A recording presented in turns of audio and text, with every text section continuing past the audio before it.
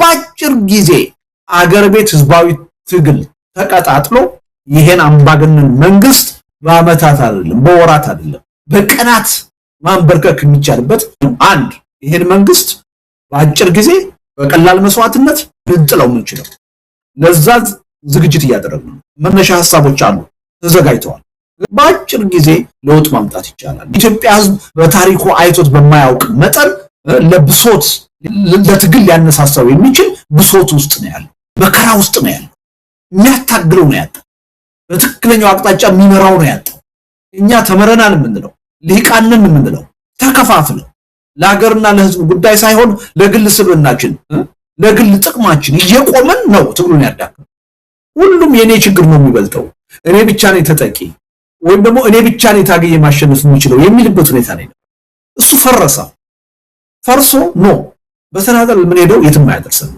ስለዚህ የድርጅት አንድነት ያስፈልገናል ከዛ ደግሞ ያስተሳሰብ አንድነት ያስፈልገናል ይሄን ስናደርግ ብቻ ነው አሁን የሀገሪቱን የህዝቡን ህልውና አደጋ ላይ የጣለውን መንግስት ተገዳድረን ተጨባጭ ሆነ ለውጥ ልናመጣ የምንችለው የሚለው ሐሳብ አሸናፊ ሆኖ ነው ከ6 ወር ከዓመት በፊት እንኳንስ በአንድ ድርጅት ታቅፈው ወይም በአንድ መድረክ መተው ለጋራ ዓላማ ተመሳሳይ አቋም ሊያራምዱና ነው ፊት ለፊት እኮ ሊታያዩ የሚፈልጉ ሰዎች አልነበሩ በጠላትነት የሚታያዩ ነው የነበሩ አሁን ምን ተሰበረ ያ የሁሉም ብሔረሰብ ተወካዮች የተለያየ የፖለቲካ አመለካከት የሚያራምዱ የብሔር ናሽናሊዝም የሚያራምዱ የኢትዮጵያዊነት ወይም የዜግነት ፖለቲካ የሚያራምዱ ለዘብተኛ የሆኑ አክራሪ ናቸው ልትላቸው የምትችል በቃ ያን የፖለቲካ አስተሳሰብ ልዩነት ጥሰው ነው የመጡት አገር ቤት ያሉ ውጭ ሀገር ያሉ በሰላማዊ ትግል የሚያምኑ በትጥቅ ትግል የሚያምኑ ይሄን ሁሉ ልዩነት ሰብረው ነው የመጡት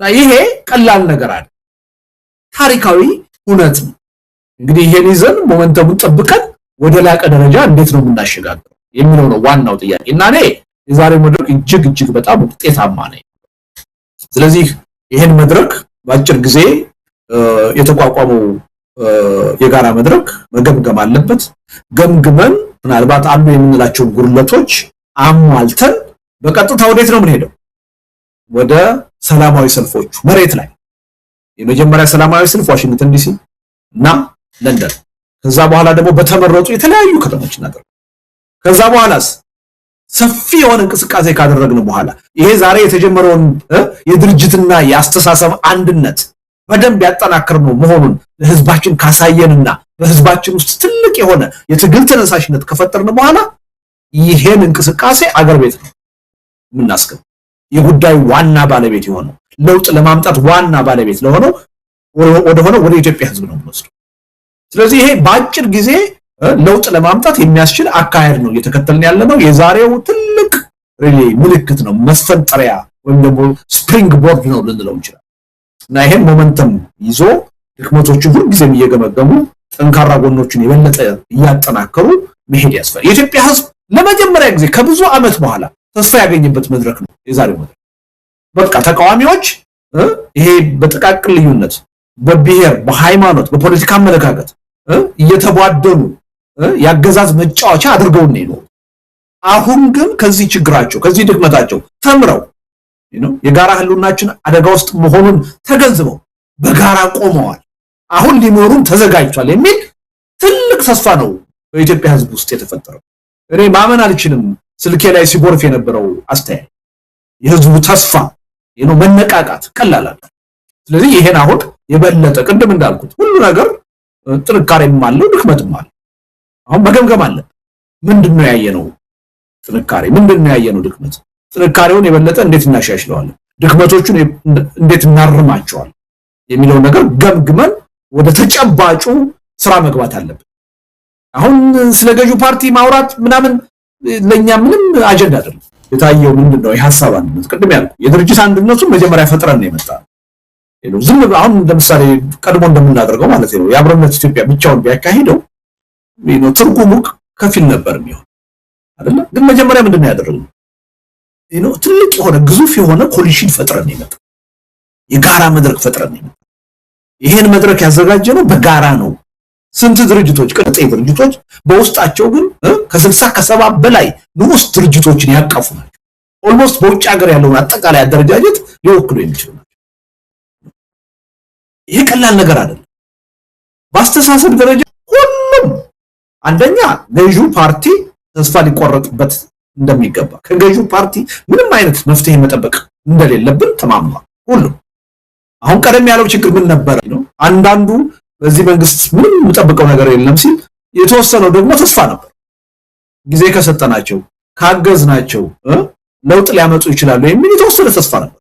አሁን ተሟጦ ሁሉም በአንድ ድምፅ ይሄ መንግስት አውዳሚ መንግስት ነው፣ ይሄ መንግስት በቆየ ቁጥር አጠቃላይ ሀገራዊና ህዝባዊ ህልውናችንን ያጠፋል፣ መወገድ አለበት የሚል ተመሳሳይ አቋም ነው።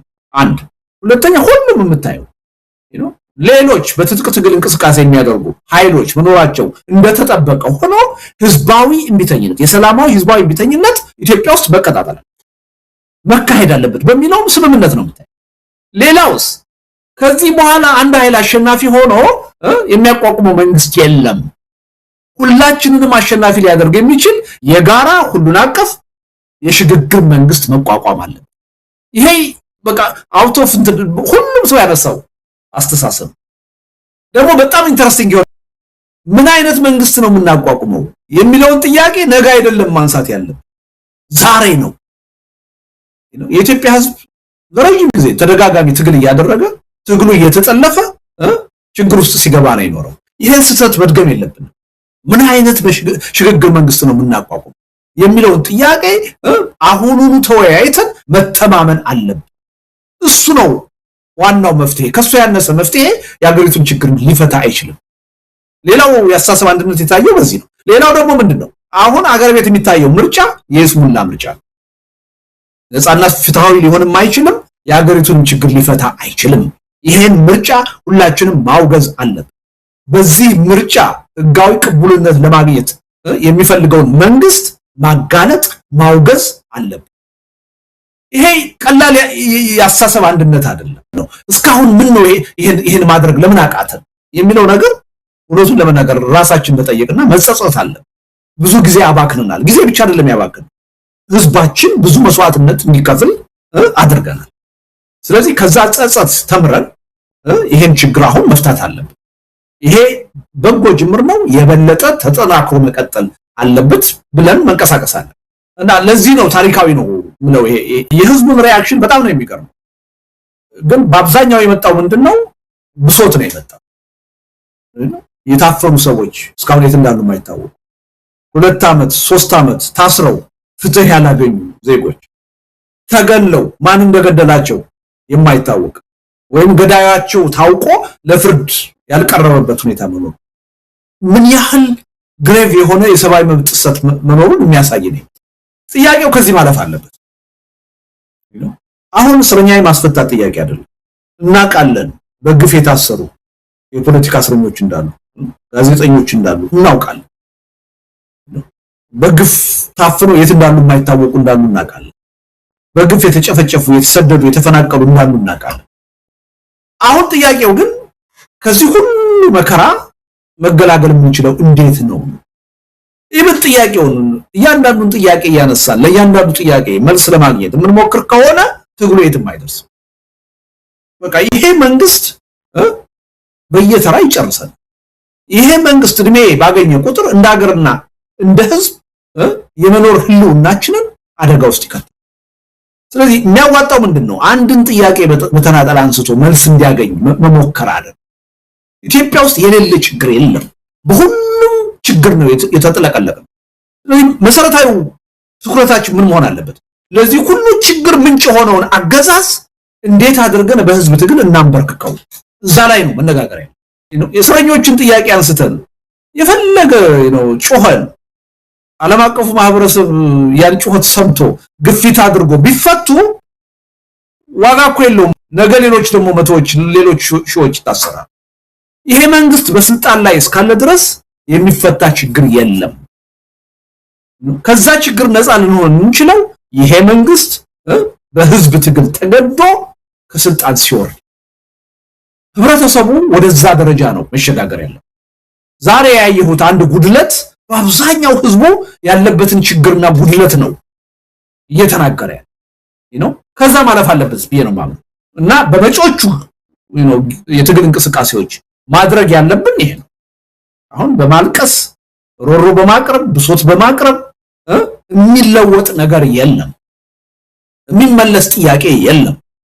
ይሄን ሁሉ ተደራራቢ ውስብስብ የሆነ ችግር ጠራርገን ማስወገድ የምንችለው ይሄ አገዛዝ በህዝብ ትግል ሲሸነፍ ብቻ ነው። ህብረተሰቡ ይሄን አመለካከት ጨብጦ ታግዬ ነው መለወጥ ያለብኝ ወደሚለው እንቅስቃሴ መግባት አለ።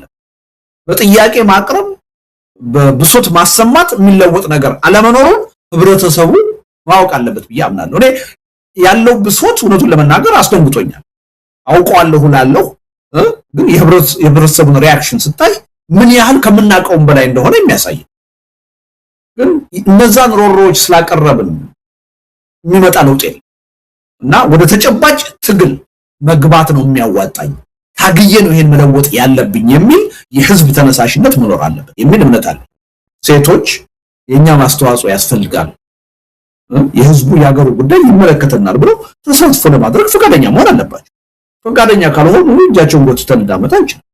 ወጣቶችም በተመሳሳይ ሁኔታ አገሩ የኔ ነው እንዳው ከናንተ በላይ አገሩ የኔ ነው፣ ወጣት ነኝ፣ ወደፊት ረጅም እድሜ የምኖርበት እኔ ነኝ፣ በጉዳትም በጥቅምም እኔን ነው የሚመለከተው አገሩ። ስለዚህ እኔ ተሳትፎ ማድረግ አለብኝ፣ ሊደርሺፕ ውስጥ መግባት አለብኝ፣ መምራት አለብኝ ብሎ ወጣቱ መነሳት አለበት። እኛ ጥረት እያደረግን ካልመጣ ግን ማነው ተጠያቂ መሆን ያለበት? ራሱ።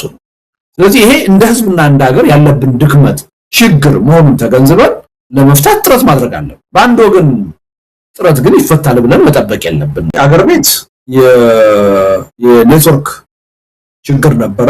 እሱ በጣም ሪፖርት ይደረግ ነበረ እና አብዛኛው ሰው በዩቲዩብ ሳይሆን በቴሌቪዥን ነው፣ በሳተላይት ቴሌቪዥን ነው ያየው።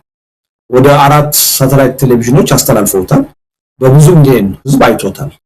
ግን አብዛኛው ዩቲዩብ ላይ ይችል የነበረው ሰው ወደ ሳተላይት ለመሄድ ተገዷል፣ ወደ ቲቪ ለመሄድ ተገዷል። እሱን አይተናል። ዞሮ መልዕክቱ ከመተላለፍ የሚያግደው ነገር የለም።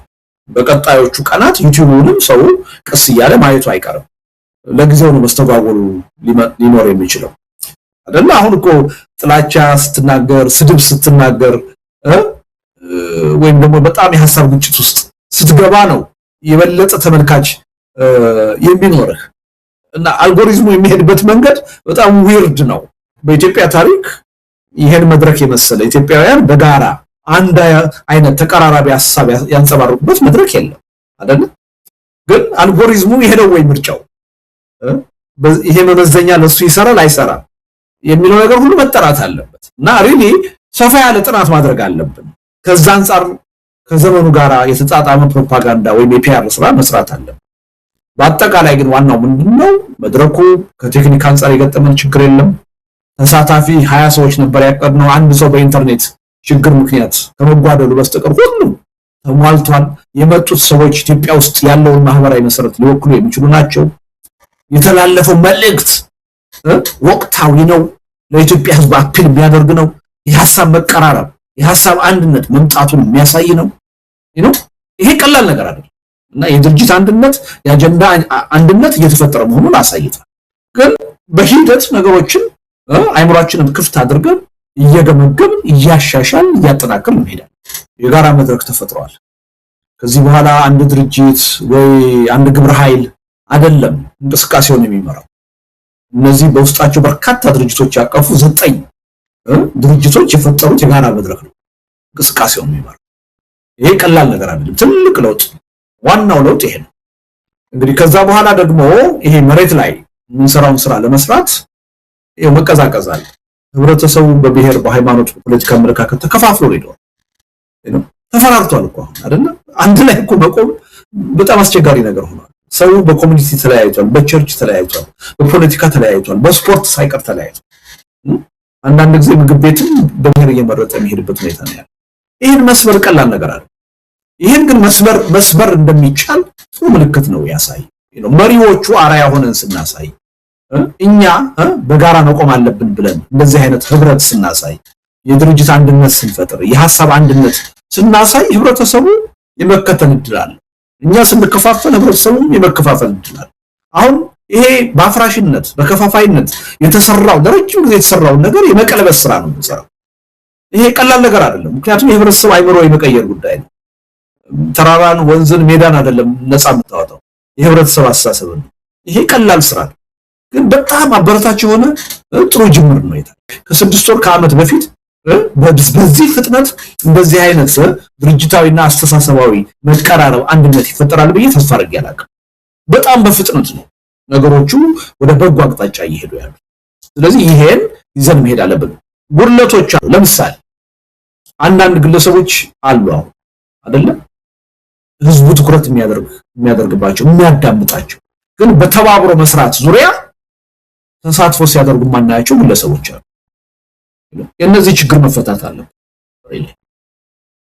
ይሄ ትግሉን ይጎዳል። አንድ ሚዲያ የትግል ሚዲያ ሆነው ያለ ከትብብር አንፃር ችግር ያለባቸው እንዳሉ እና ያለ ዛሬ እኮ የትግል አንዳንድ የትግል ሚዲያ የምንላቸው አገዛዙን አምርረው የሚቃወሙ አንዳንድ ሚዲያዎች እኮ ይሄ ፕሮግራም እየተካሄደ እኮ ላይቭ ሌላ ፕሮግራም ይሰሩ ነበር።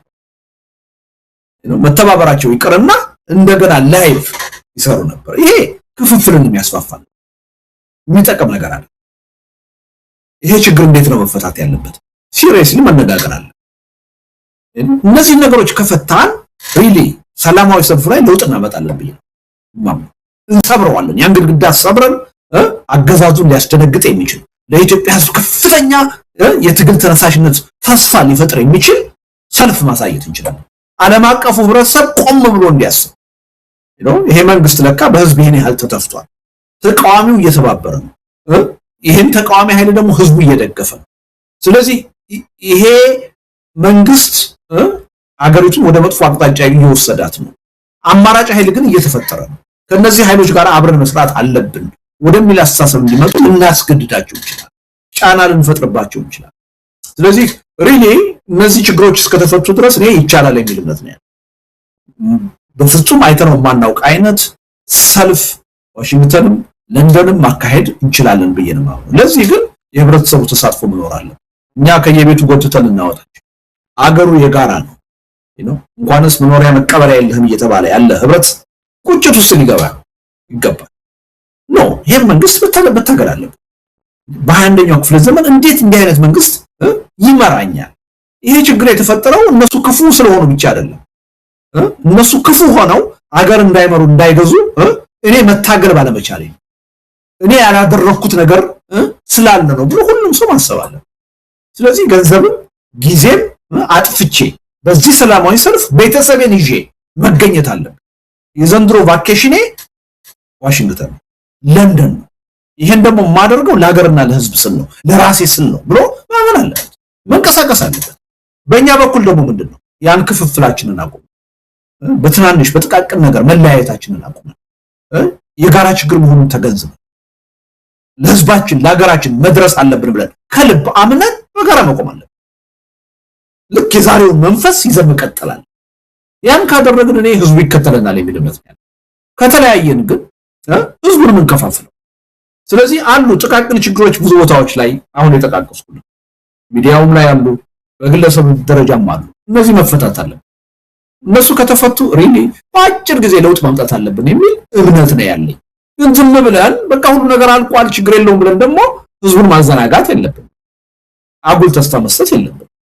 ችግሮች ድክመቶች አሁንም አሉ። እነዚህ እንዲፈቱ የህብረተሰቡን ድጋፍ እንፈልጋለን። ህብረተሰቡ የፖለቲካ ሰዎች እንዴት ነው የሚያዩት ለይቶ ማየት አለበት። ለትብብር ትግል የቆሙ ማን ነው? የግል ስብዕናውን በትግል ስም ለመገንባት እየሞከረ ያለው ማን ነው? ይሄን ለይቶ ማወቅ አለ።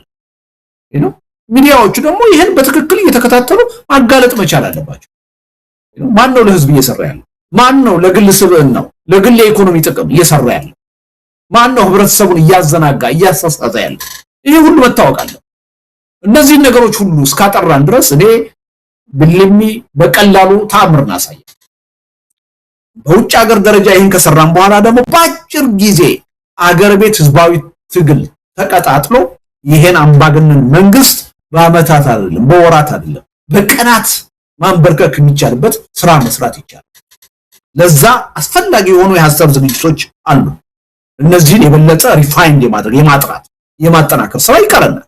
መወያየት አለብን ሌት ከቀን አንድ ይሄን መንግስት እንዴት አድርገን ነው በአጭር ጊዜ በቀላል መስዋዕትነት ለዘላቂ ውጤት በሚያበቃ አግባብ ልንጥለው ምንችለው። ሁለተኛ ደግሞ ከዚህ መንግስት ውድቀት ማግስት እንዴት ነው አገርንና ህዝብን በዘላቂነት ሊያሻግር የሚችል የጋራ የሽግግር መንግስት ምናቋቁም። በእነዚህ ሁለት ነጥቦች ላይ ጥርት ያለ ሐሳብ ይዘን መምጣት አለ። ሮድ ማፕ ይዘን መምጣት አለ። ለዛ ዝግጅት እያደረግን ነው። መነሻ ሐሳቦች አሉ ተዘጋጅተዋል። ግን የተወሰኑ መድረኮች እያካሄድን የሐሳብ ጥራት መፍጠር አለ። ስለዚህ ይሄ ተጋግዘን ይሄን እንቅስቃሴ ካደረግን ሪሊ ለኔ ረጅም ጊዜ የሚወስድ አይደል፣ በአጭር ጊዜ ለውጥ ማምጣት ይቻላል። ምክንያቱም ነባራዊ ሁኔታ አመች ነው። የኢትዮጵያ ህዝብ በታሪኩ አይቶት በማያውቅ መጠን ለብሶት ለትግል ሊያነሳሳው የሚችል ብሶት ውስጥ ነው ያለው፣ መከራ ውስጥ ነው ያለው። የሚያታግለው ነው ያለው፣ በትክክለኛው አቅጣጫ የሚመራው ነው ያለው። እኛ ተመረናል የምንለው ልሂቃንን የምንለው ተከፋፍለው ለሀገርና ለህዝብ ጉዳይ ሳይሆን ለግል ስብናችን ለግል ጥቅማችን እየቆመን ነው ትግሉን ያዳከመው። ይሄን ድክመታችንን ከፈታን ሪሊ ህብረተሰቡ ይከተለናል የሚል እምነት ነው። ግን በዚህ ረገድ ሚዲያ ትልቅ ሚና አለ፣ በኃላፊነት ስሜት መስራት አለ የሚል ነውና ይሄን ተስፋ ይዘን አሁን የተፈጠረውን ሞመንተም ሙቀት በአግባቡ ይዘን መቀጠል አለ። ከዛሬ በኋላ ተነጋግረን ያው መድረኩ ስብሰባ በቅርብ ጊዜ ምናልባት ከሁለት ከሶስት ቀን በኋላ ይኖራል ብዬ አምናለሁ። ስለዚህ እነዚህን ሰላማዊ ሰልፎች እንዴትና መቼ እናካሄዳቸው የሚለውን ጥርት ያለ አቋም ይዘን ግልጽ እናደርጋለን። ምንም ወደኋላ የሚባል ነገር አይደለም ማለት ነው። የአንድ ሳምንት የሁለት ሳምንት የማራዘም የምናምን ጉዳይ ሊኖር ይችላል እንደ ስራው ክብደት ማለት ነው። ነገር ግን የሚቀር ነገር አይደለም። ጊዜ የለንም በሚል ስሜት መስራት አለብን። አንድ እሱ ነው። ግን ደግሞ አንዳንድ ጊዜ የለንም በሚል ስሜት መሰራት የሚገባቸውን ነገሮች በአግባቡ ሳንሰራ ደግሞ አንዳንድ እንቅስቃሴ ውስጥ ከገባን ጉዳትም ሊያመጣ ይችላል፣ አለመሳካትም ሊኖር ይችላል። ስለዚህ እነዚህን ሁለት ነገሮች እንዴት ነው የምናጣጥማቸው የሚለውን በጥንቃቄ ማየት ይጠይቃል ብዬ አምናለሁ። እና የአንድ ሊደርሺፕም ደግሞ ጥንካሬ እኮ የሚለካው እንዲህ አይነት ነገሮችን በአግባቡ በሚዛን ማጣጣም በመቻል እና ሪሊ የተፈጠረው ስብስብ በጣም ብቃት ያለው ስብስብ ነው። ነገሮችን ከተለያየ አቅጣጫ ማየት የሚችል ስብስብ ነው የተፈጠረው። እውነቱን ለመናገር the cream of the society ልትለው ትችላለህ። አንቱ የተባሉ ኤክስፐርቶች ያሉበት ነው። ስለዚህ እነዚህ ነገሮች በአግባቡ ተመልክቶ ይፈታቸዋል የሚል እምነት አለኝ። ግን ንቀን የምንተወው ነገር መኖር የለበትም። አንዳንድ ጊዜ እየናቅን ነው፣ የትም አይደርስም፣ ችግር የለውም እያልን ነው ኋላ ላይ ችግሮች የሚፈጠሩ እና ሪሊ ካለፉት ስህተቶቻችን ድክመቶቻችን ምንድነው የምንማረው የሚለውን ነገር ሁልጊዜ አጀንዳችን ላይ ማስቀመጥ አለብን ብዬ አምናለሁ። አንዱ ኦቨር ኮንፊደንስ ነው፣ ምንም ችግር የለም፣ ጠንካሮች ነን፣ ሁሉ ነገር በቀላሉ ይሆናል የሚለው ነገር እያዘናጋን ብዙ ስህተቶች ልንሰራ እንችላለን እና ባላንስ የማድረግ ጉዳይ ነው እና ነገሩን በጥንቃቄ ይዘን መቀጠል አለብን። ጊዜ ደግሞ በጣም አስፈላጊ፣ የኢትዮጵያ ሁኔታ ጊዜ የሚሰጥ በጊዜ የለንም ስሜት መንቀሳቀስ አለብን ብዬ አምናለሁ። ሁለቱም ባጣጣመ ሚዛኑን በጠበቀ መልኩ እንሰራለን የሚል ተስፋ ነው ያለኝ። እንግዲህ ከጥቂት ቀናት በኋላ መቼና እንዴት እነዚህ ሰላማዊ ሰልፎች እንደሚካሄዱ ግልጽ እናደርጋለን። በሁለቱም በዋሽንግተን ዲሲ አካባቢም በለንደንም አካባቢ እንቅስቃሴ የሚያደርጉት ኃይሎች እዚህ የፈጠርነው የጋራ መድረክ ውስጥ የተካተቱ ናቸው።